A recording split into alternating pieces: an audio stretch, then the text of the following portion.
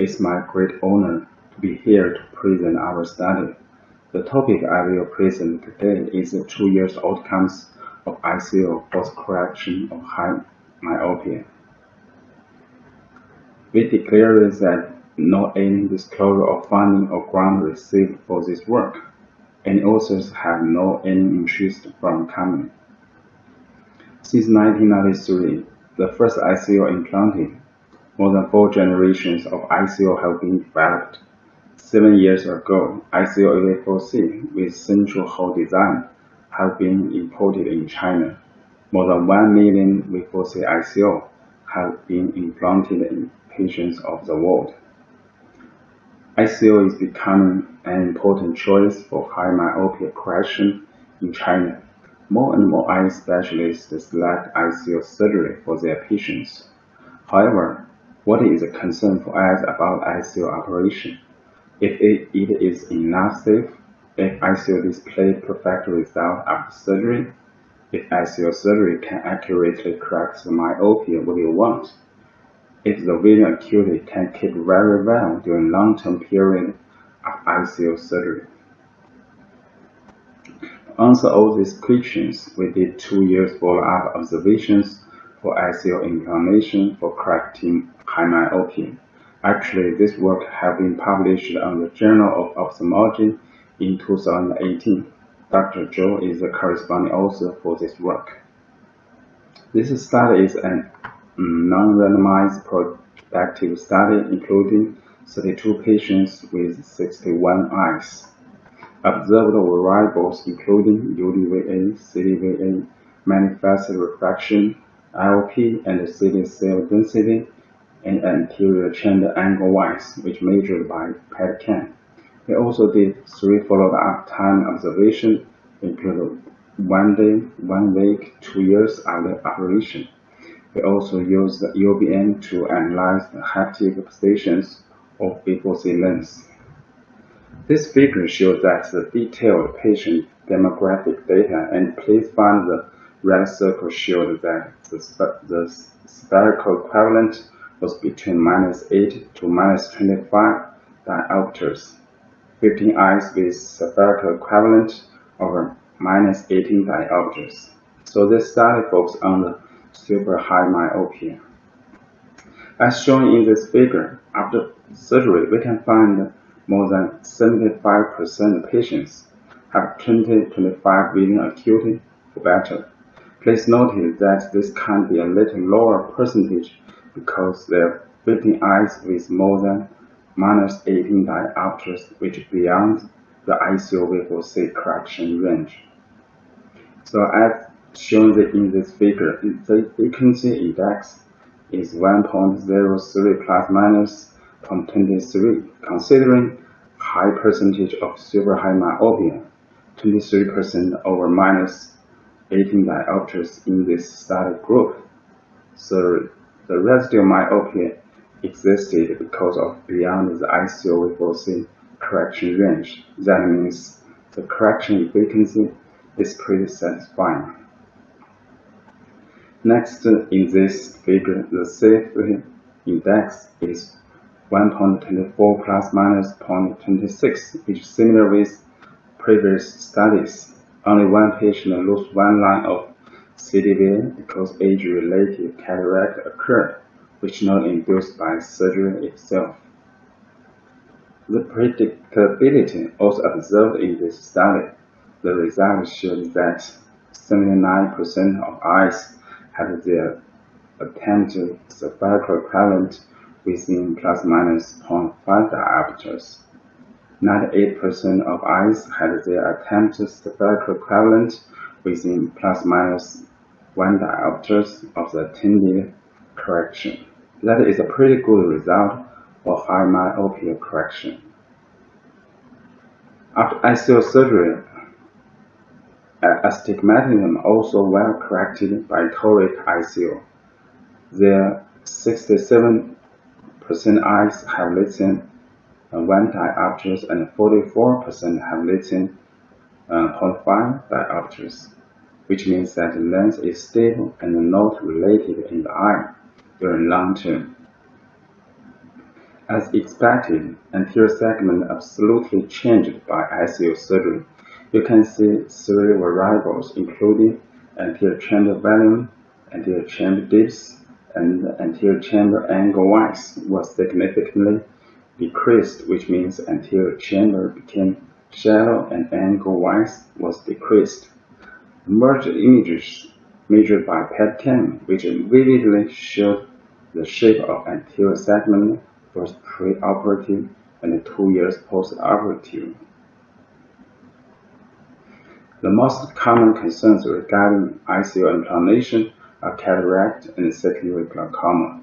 None of eyes development surgery-induced cataract and no IOP increase was observed at 2 years follow-up.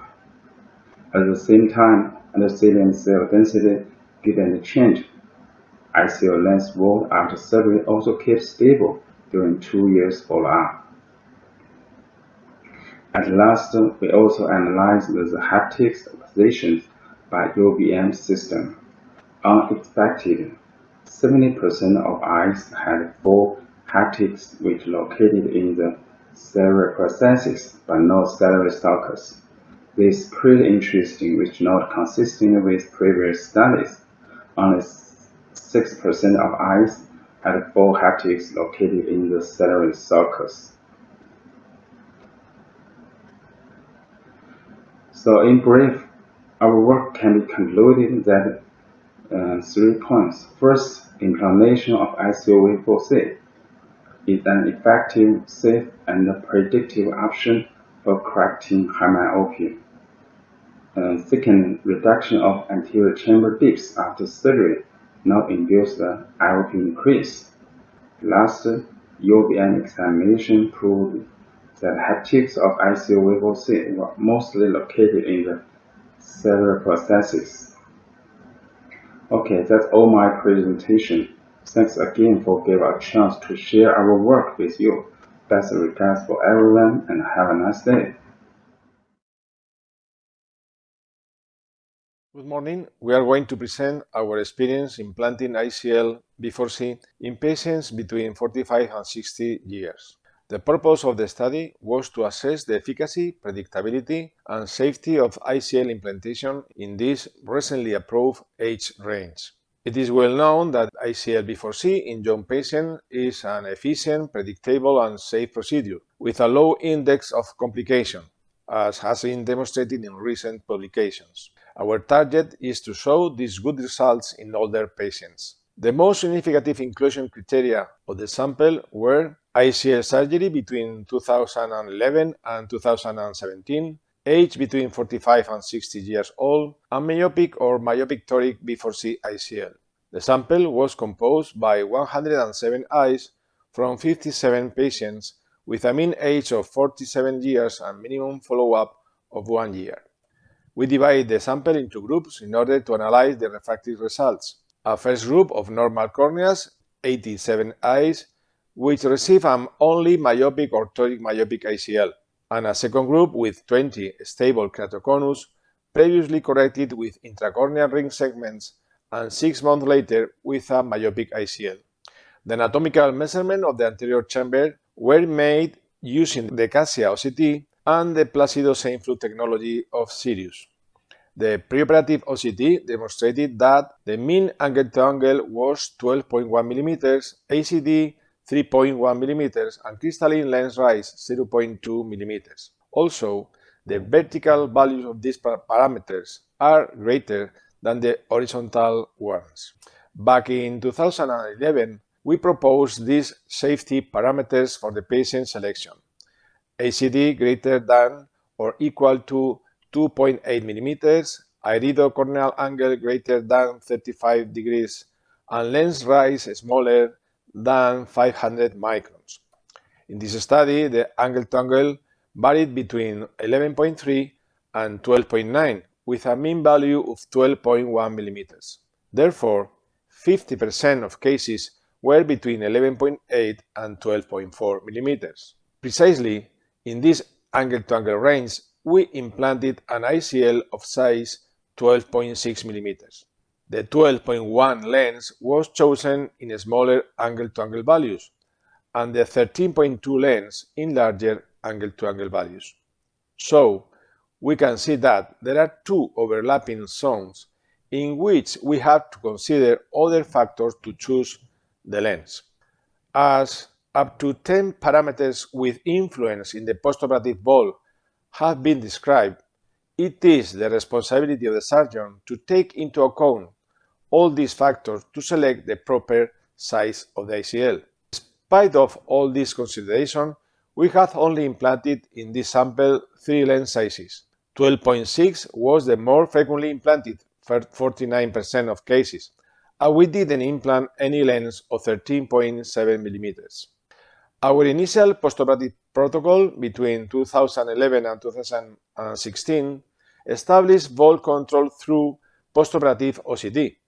We made the first vol control before the surgery of the second eye. If the early vol is not adequate, we modify the size of the second lens and also consider an optional surgery in the first eye, vertical rotation or exchange. Since 2017, we began to perform intraoperative vol control with OCT to avoid secondary surgeries.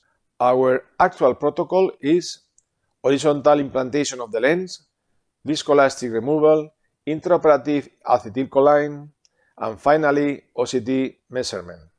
If horizontal vol was higher than 500 microns, the lens is rotated to the vertical position. If vertical vol remains higher than 500 microns, the initial lens is changed to the closest lens with a smaller size. Regarding the visual result of the sample, the cases of normal corneas had an efficacy and safety indexes around 1 at 3 months follow-up. This indexes is maintained during the first post-op year. Insisting on safety, 45% of the eyes with normal corneas gain at least 1 line of vision. Regarding keratoconus group, the efficacy and safety indexes were around 0.9 and 1.2 respectively. In relation with the group normal corneas, the efficacy index is lower and the safety index is higher, which indicates a more therapeutic target. Once correct the refraction error, 75% of the eyes gain at least 1 line of vision, more than in the normal corneas group. If we join the two groups to assess safety parameters, we see how the intraocular pressure and the endothelial cell density remain stable during the first year. Regarding secondary procedures during the follow-up, 9 eyes from the normal corneal group require a new surgery. However, as of today, no cataract, glaucoma, or retinal surgeries have been performed in the global sample. Regarding the vol at 12 months, the mean value was 321 microns. The percentage of low vol, less than 200 microns, was 26%, and high vol, more than 800 microns, was 0%. In our experience, this decline of vol is lower from the second year on, and seems to decrease at a rate of 10 microns by year. For the vol evaluation, we would like to introduce the concept of virtual vol.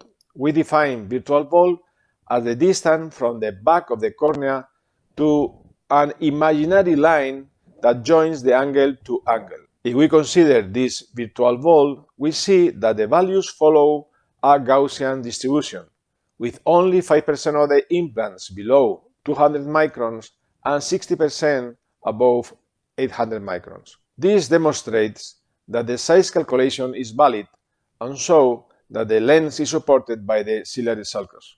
So, in relation with our postoperative safety protocol, monitor or wait is our most usual attitude due to the low incidence of complication.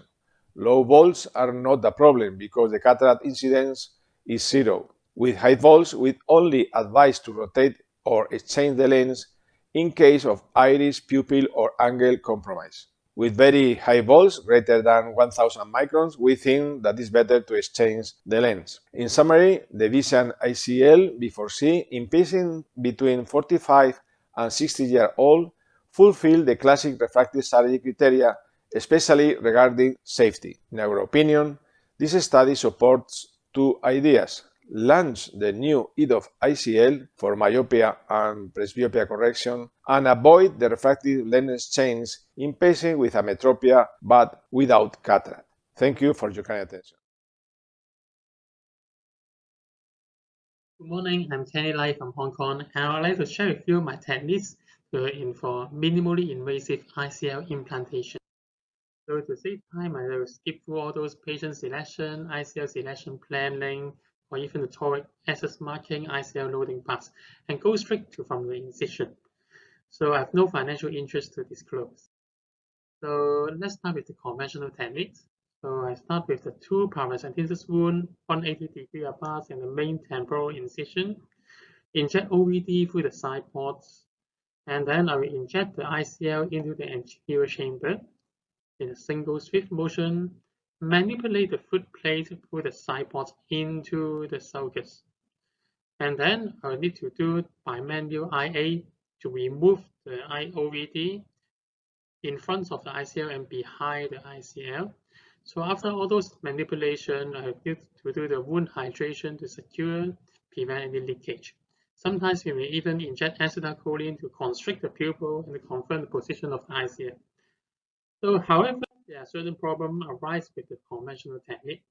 So first of all, there are more wounds, free wounds here, more hemorrhage, and especially those involving the superior penis. And the hemorrhage may easily go into the anterior chamber, causing excessive post-op inflammation. So AC is full of the OVD, so it's more difficult to manipulate the foot plates into sulcus. The side ports are being stretched by IA cannula, making them more prone to leakage. Therefore, aspirating the OVD below the ICL is very difficult and rather risky. And the wound hydration is required and causing the corneal edema. So one central point of the conventional technique is the ritual IOL retained OVD. Since the AC is filled with OVD before ICL insertion, it causes difficult foot plate manipulation as the ICL tends to bulge out. It's difficult and risky intraoperative removal either through the side ports or the holes on the ICL. And there's a risk of central blockade by the OVD causing early post-op pupil block and IOP rise. People in Hong Kong and patients have ultra high expectations. They expect instant recovery. There will be lots of anxiety if the vision is on day one is not satisfactory. They can't stand any discomfort after surgery. And they usually need to get back to work almost immediately, no time for them to take a sick leave. So that makes me move towards a more favorable technique to reduce the number of wounds. OVD use is temporary, the wounds on the cornea are permanent. I also need to minimize the IOP rise and the pupil block due to OVD use, and to minimize any leakage and wound hydration. So we aim to produce a technique that produce optimal visual outcome right on the day of operation. So this is my early attempts on the single wound technique. So I make the single temporal wound. The size is just enough for the ICL to go in, should never be too large. Insert the ICL in a single swift motion to prevent any AC flattening. I use OVD to reform the AC afterward, but the pupil constrict upon touching by the ICL. You see, it making it more and more difficult. I will perform coaxial IA, but there's a limited dexterity, so it's slightly more difficult to remove the OVD. And the whole procedure results in a significantly less surgical time.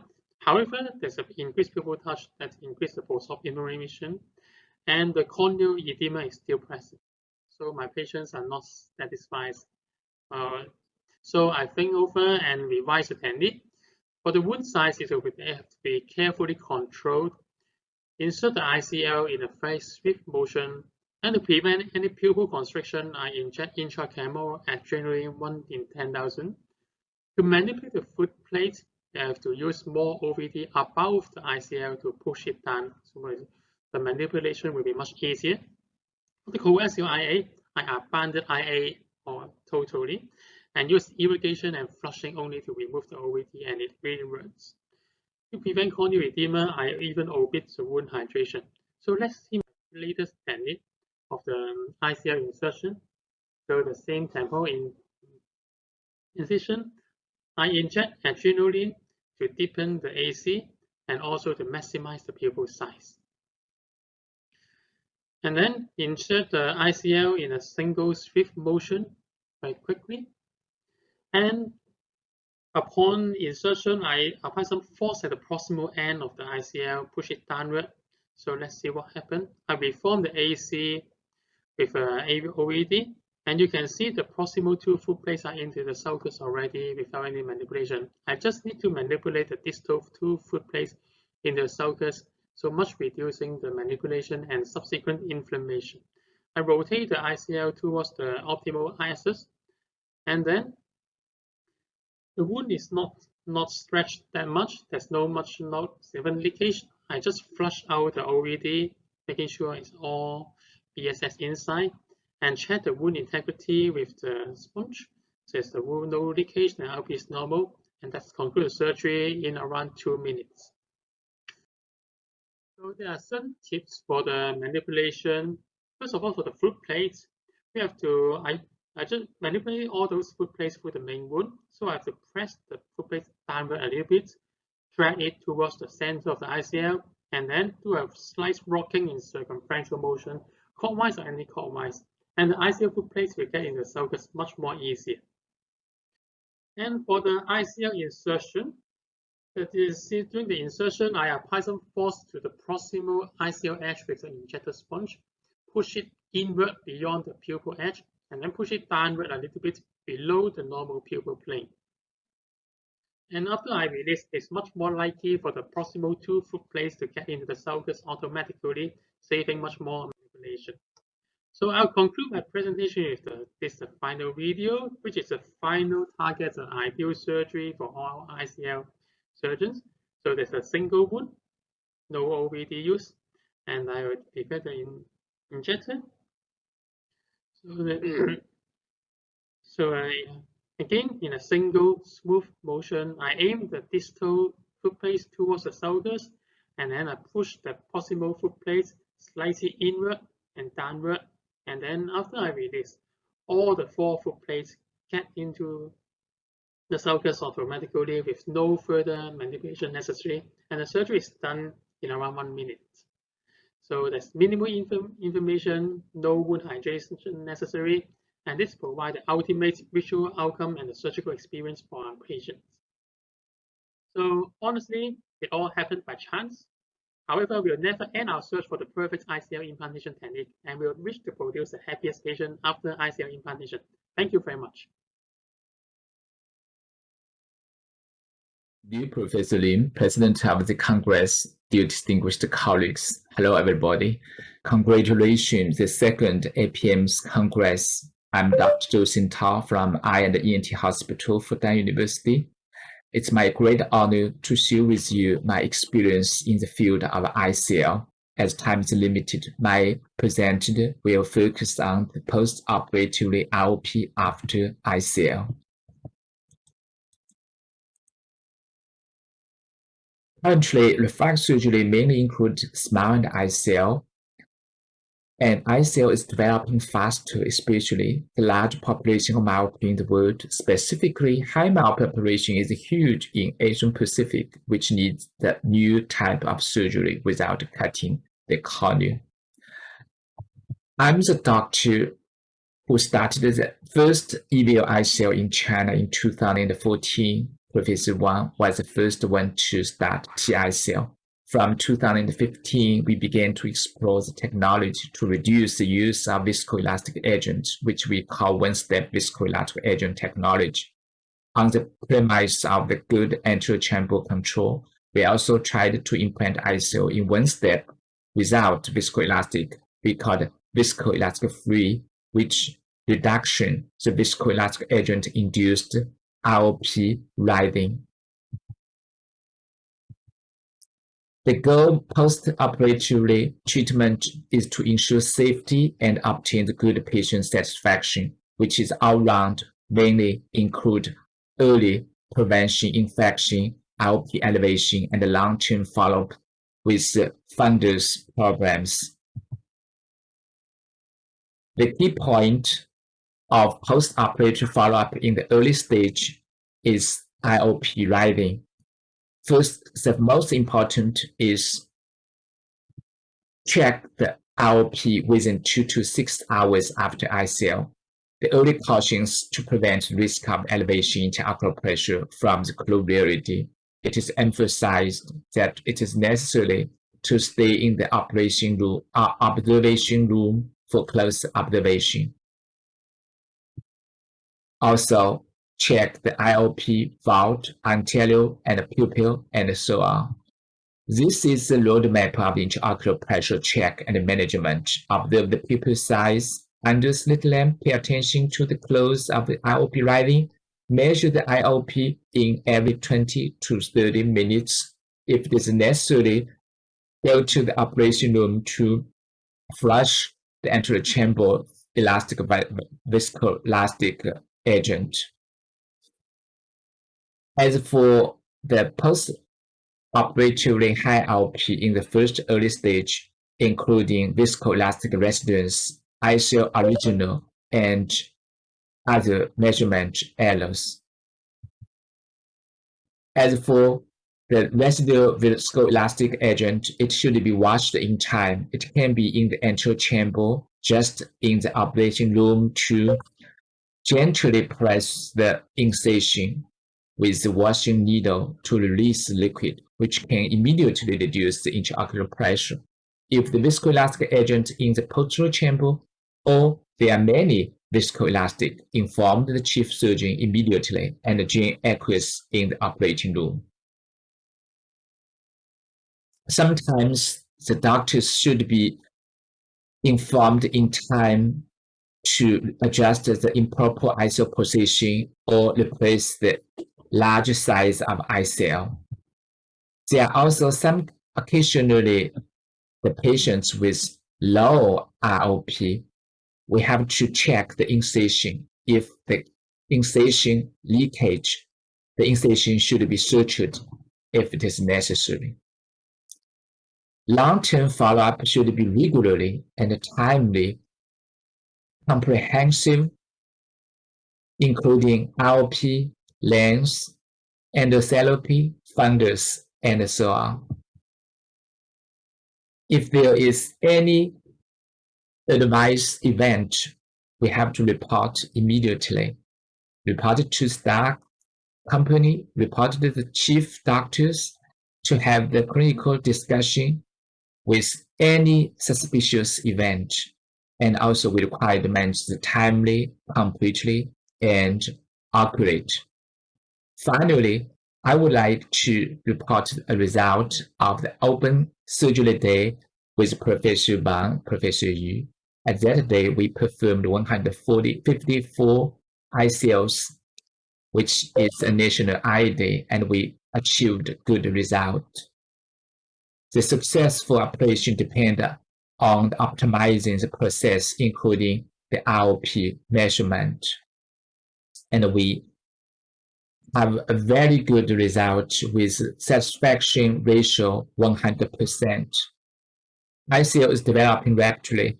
Many doctors are working hard to improve the clinical technology. We also actively carry out clinical research. We contributed 12 articles among the 45 ACR papers in the world last year.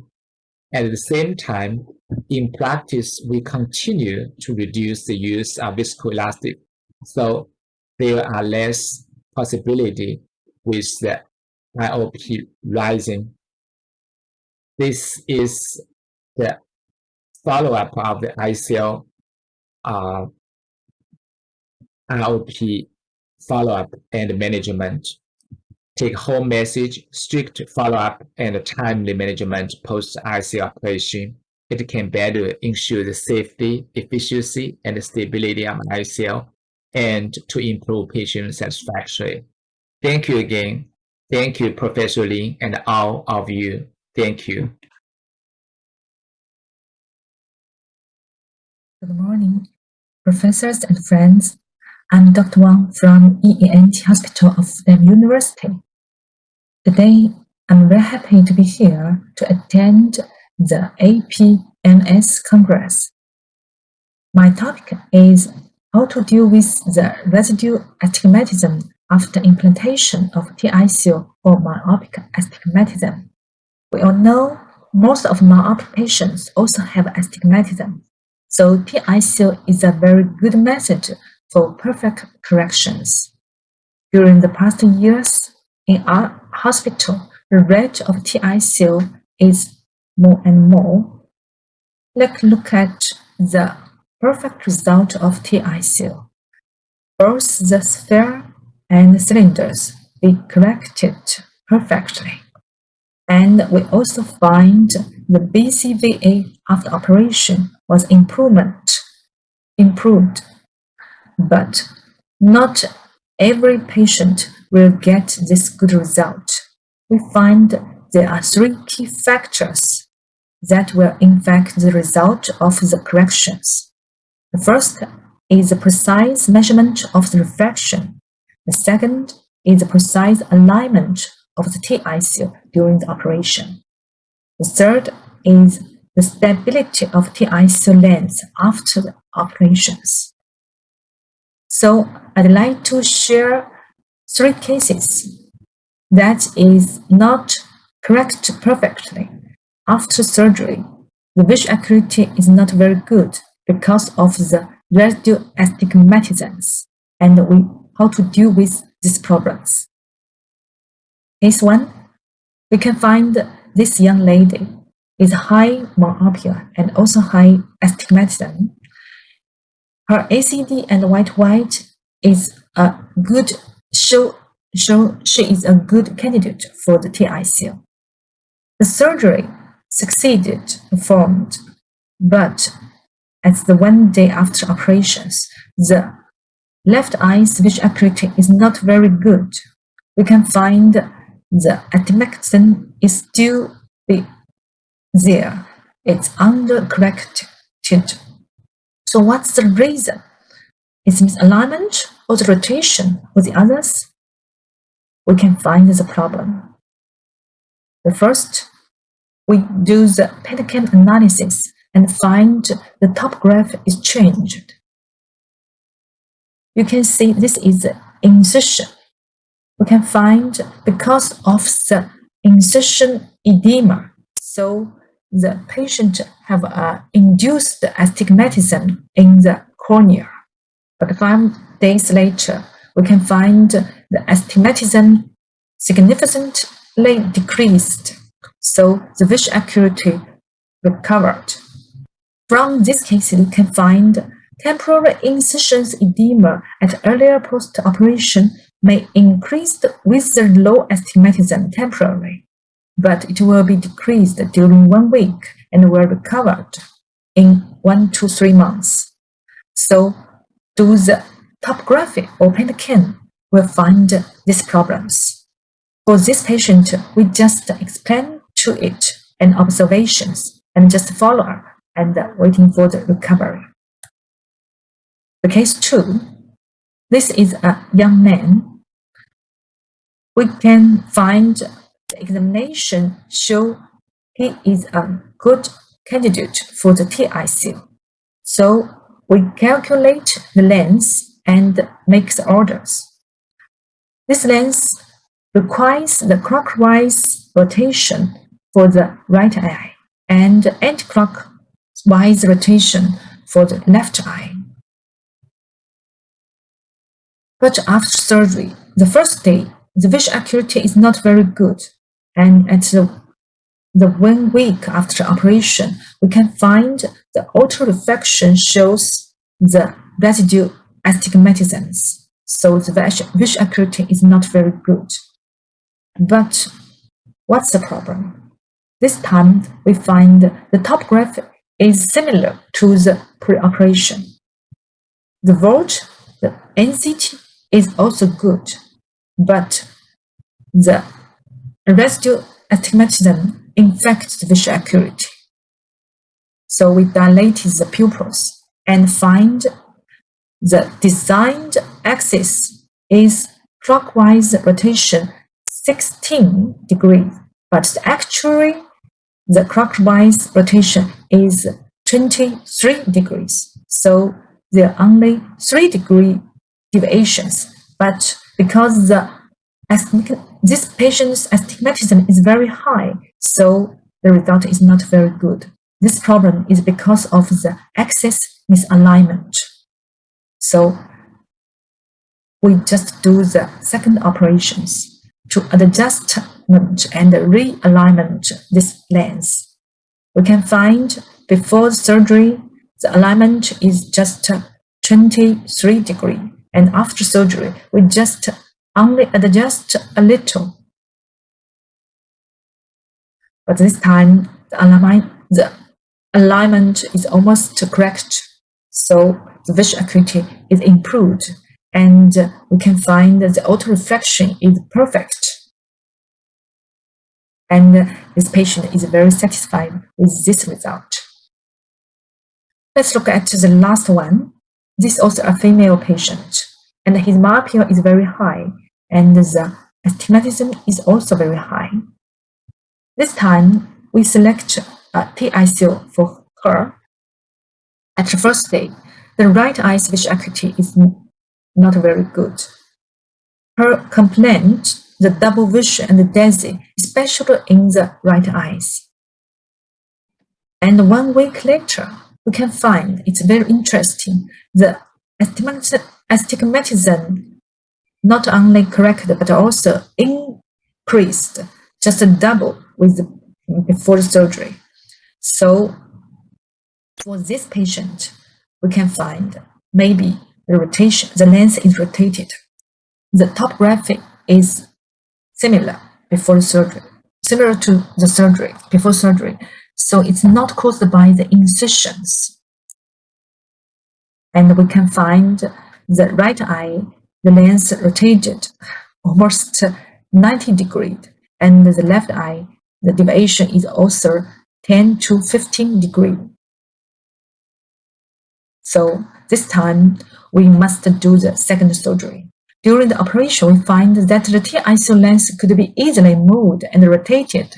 So the primary lens was replaced by a big one. We changed the 20.6 to 13.2. And 2 hours later, after surgery, we can find the vault is well and the location was stable. At the first day of the second operation, we can find the visual acuity is not very good, but we can find this is because the second operation induced some incision edema, so it's no problem. 1 week later, the visual acuity is good, and this time we can find the induced incision astigmatism is decreased. So 3 weeks later, the visual acuity and the reflection is perfect, and this time we get a very good result. The topography is similar to pre-operations. From these 3 cases, we can pick some home tips. One is post-operation residual astigmatism have many factors, including incision edema, misalignment, or rotations. So first, we must find the key problems. Second, even small degree deviation can induce the unplanted astigmatism. Precise orientation really matters when correcting high myopic astigmatisms. So image-guided or oriented surgical system is recommended when patient with very high astigmatism. The third is large degree deviation usually indicate unstable off lens or the rotation. So it can be replaced with a big size one to improve the stability of the TICL. So this is our experience and surgical cases, and maybe we can do a lot of surgery, but I think the best good is for the patient. Thank you for your listening.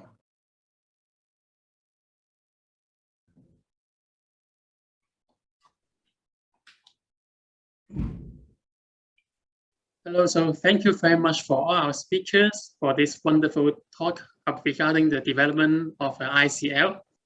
I'm sure ICL is a very promising technique, and it will be the future next generation of refractive surgery. So first of all, I would like to respond to a question from Professor Dennis Lam, as we would all like to think about that.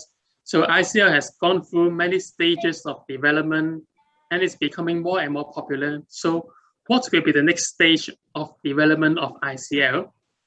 So maybe first of all, I share my little experience first. So I think we have from the V4C version of ICL, we have the central port has greatly reduced the need for iridotomy, improved the aqueous flow, reduced the risk of IOP rise or even cataract. But there's still some photopic phenomenon associated with the central hole that some patients may also feel. They may also see a central ring of a glare in the early postoperative period. I think that's maybe one possible technical point for further improvement in the future next model.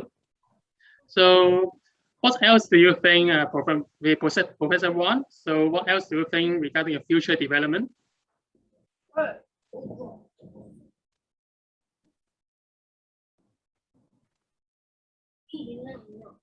Professor Lim, Okay. may I, Yeah.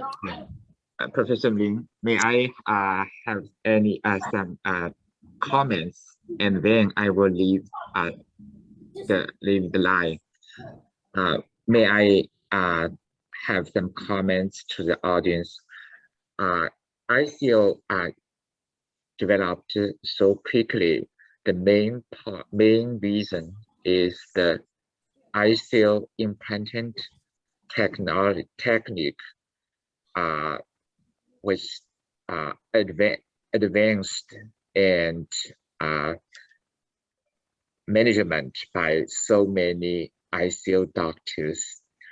I think the most important is to improve the implant technique and to increase the training protocol and training course and the practice. When I see so many young ICL doctors, they do the surgery very excellent, and the outcome of the ICL will improve significantly. Finally, the patients and the doctors, both sides will accept the ICL than before and benefit to the patients a lot. Thank you. Thank you very much, Professor Zhao. Oh, thank you. Oh, I see. Kenny. Right. Yeah, I have to echo Professor Chow. I think the very important thing is number one, whether ICL is a good choice or not. I think this is at least one of the choices regarding refractive surgeries, and many a times this could be really the only or the best choice. And number two, this by itself is good. Then how can we make this safer and make this easier for surgeons? Only when surgeons are able to master the technique and when they feel sort of safe, that this good choice could be further chosen by patients, because patients listen to the doctors. If doctors, they are a little bit scared by the, the difficulties of the surgery or whatnot. And as a matter of fact, the learning curve is extremely steep.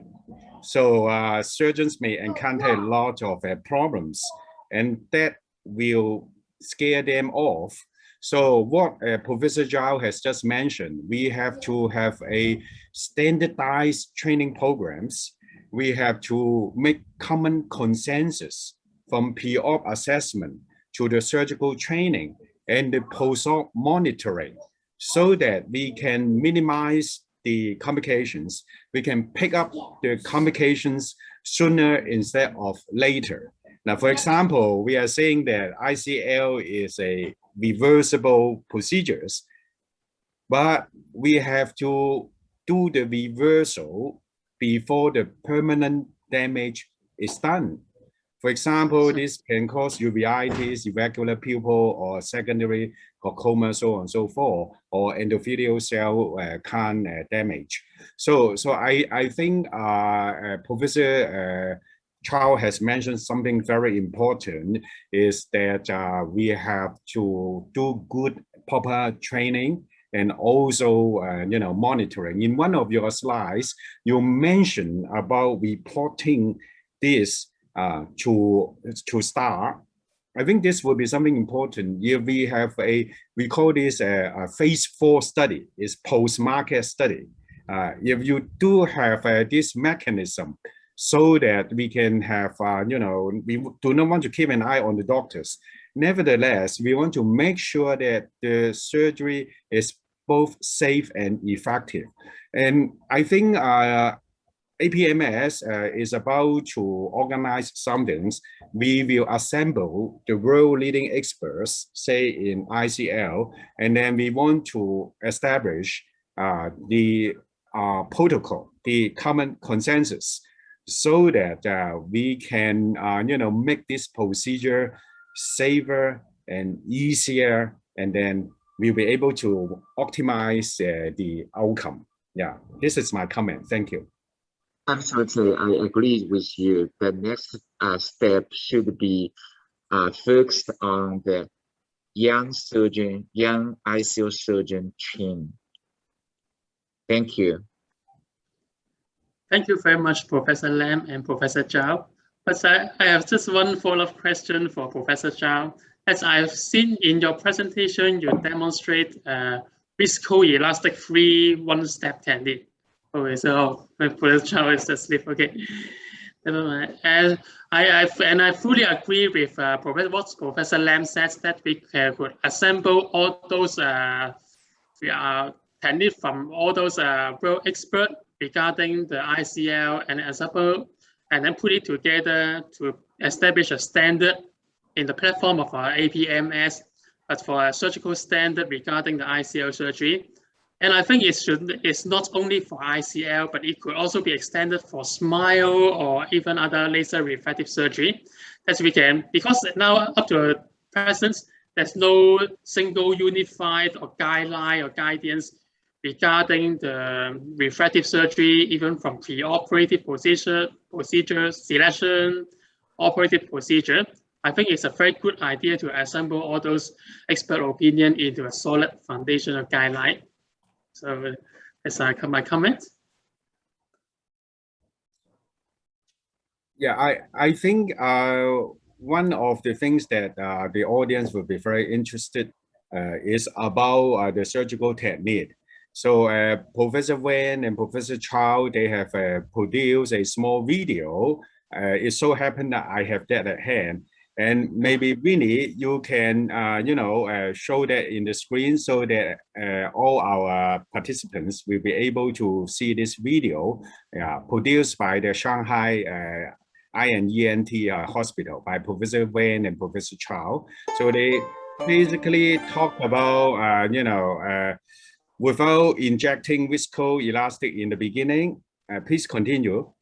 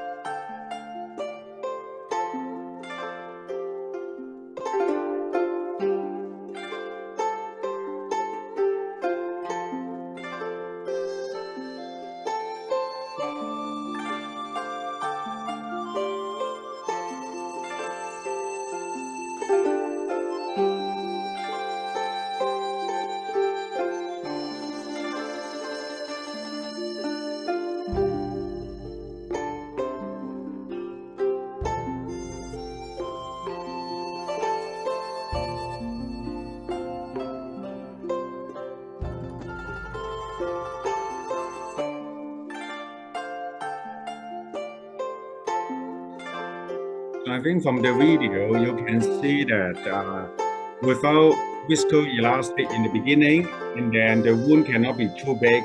Otherwise, you will have a leakage from the anterior chamber. You inject the ICL into the anterior chamber, and you can see that in this video, three of the four haptics were already inside. And for this last video, actually all the 4 plates or haptics of the ICL could be placed into the sulcus without manipulations.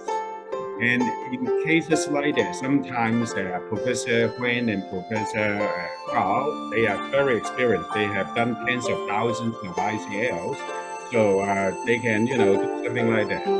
Just inject, and then all the 4 plates of the ICL are already in the sulcus. And then the surgery is basically done. So it could be, really amazing. So maybe Professor Huyen, you are, really one of the best surgeons in the world regarding ICL. Do you have further comment? This is your video. Hello, Professor Lin and Professor Lai. I'm so happy to be here and to see our surgical video broadcast.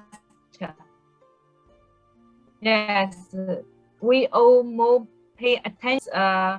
Not very difficult thing to do, because when you do more and more surgery, you will to think and to train yourself, and then you will find your skill will improve. And just like the last video, you will find this is possible. Maybe if you do the ICL, because it's more easily, because you don't care about consider the directions. But for sometimes for the TICL, maybe you will consider more, because you will control the direction to the axis alignment. So I think ICL will be more and more popular, and more patients will select this method to correct their myopia and astigmatism. So it's a good thing. But another thing I think maybe we should more pay attention to, yes, that is complications, especially the long time complications, because we don't forget that this group patient is especially the high myopia, so their complication may be not compare with the surgical, but it's the high myopia complications that is more important. Another thing is how to select the suitable ICL size. Maybe we more and more pay attention to the volt, especially the low volt or the very high volt. We'll care about the complication, just like the cataract or the intraocular pressure high. So I think this is another research topic maybe for in the future that we will to pay more attention to. Okay. Thank you. I think in the interest of time, I would just make my last comment. ICL in itself is a good procedure. Yeah, we can make our patients very happy. We ourselves can also be very happy, yes. But we do have to select the right patient, the right ICL, and also you have to have really proper training. And finally, you will get everybody happy, from patient, from yourself, and then from the people around. So once again, thank you so very much to Kenny, to Professor Huyen, Professor Chow. I think we have a very good, symposium on this ICL, and we just mentioned that we will work on the common consensus so that we can help our colleagues to really enjoy these procedures. Let's move on to our symposium 3, which is on high myopia complications. Hi. Thank you. Thank you.